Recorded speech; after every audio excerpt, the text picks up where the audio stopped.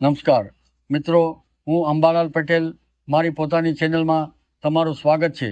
મિત્રો, આજે ગુજરાતના વાતાવરણમાં પલટો આવ્યો છે। સાથે ગુજરાતમાં કડાકા ભડાકા સાથે વરસાદ પડશે। ખાસ કરીને સૌરાષ્ટ્ર અને દક્ષિણ ગુજરાતના અનેક વિસ્તારોમાં ગાજવીજ સાથે ધોધમાર વરસાદની શરૂઆત થઈ ગઈ છે અને અનેક જગ્યાઓ પરથી વરસાદના અદ્ભુત દ્રશ્યો સામે આવી રહ્યા છે।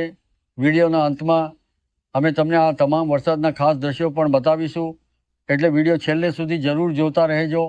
મિત્રો, ભાવનગર, અમરેલી, મહુવા, પાલીતાણા, બગડાણા, જેસર, સાવરકુંડલા, ધારી, બગસરા અને આસપાસના ઘણા ગ્રામ્ય વિસ્તારોમાં વાવણી લાયક સારો વરસાદ નોંધાયો છે।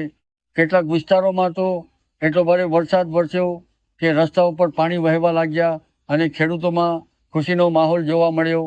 નર્મદા જિલ્લાના કેટલાક વિસ્તારોમાં પણ ગાજવીજ સાથે વરસાદ નોંધાયો છે અને હવે આગામી કલાકોમાં મધ્ય ગુજરાત, પૂર્વ ગુજરાત અને ઉત્તર ગુજરાતના અનેક વિસ્તારોમાં પણ વરસાદી ગતિવિધિ વધવાની શક્યતા છે।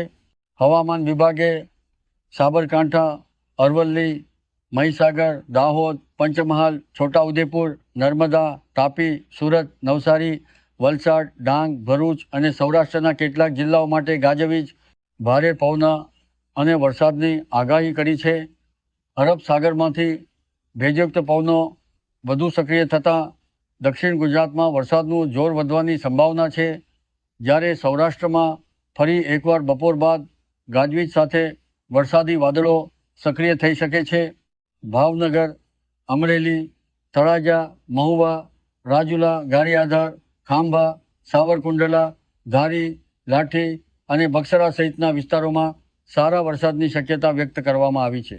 બીજી તરફ અમદાવાદ, ગાંધીનગર, મહેસાણા, વિરમગામ અને આસપાસના વિસ્તારોમાં પણ વાતાવરણમાં પલટો આવી શકે છે અને છૂટાછવાયા વરસાદી ઝાપટા પડી શકે છે।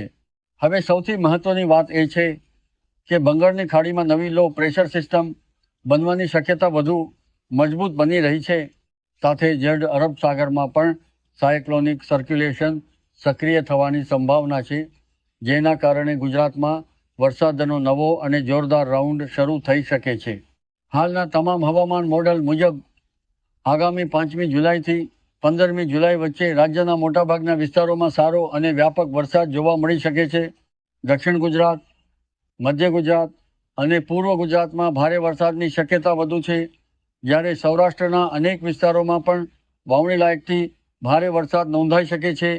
કેટલાક વિસ્તારોમાં નદી નાળા છલકાઈ શકે તેવી સ્થિતિ પણ સર્જાઈ શકે છે, એટલે ખેડૂતો અને સામાન્ય લોકોએ આગામી દિવસોમાં હવામાનની દરેક નવી અપડેટ પર નજર રાખવી ખૂબ જરૂરી છે।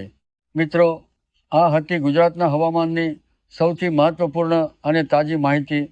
જો તમને આવી જે ઝડપી, વિશ્વસનીય અને સચોટ હવામાન અપડેટ સૌથી પહેલાં મેળવવી હોય તો વિડીયોને એક લાઇક જરૂર કરજો, ચેનલને સબસ્ક્રાઈબ કરજો અને બેલ આઇકોન દબાવી દેજો, જેથી આવનારી દરેક મહત્વની અપડેટ સૌથી પહેલાં તમને મળી રહે।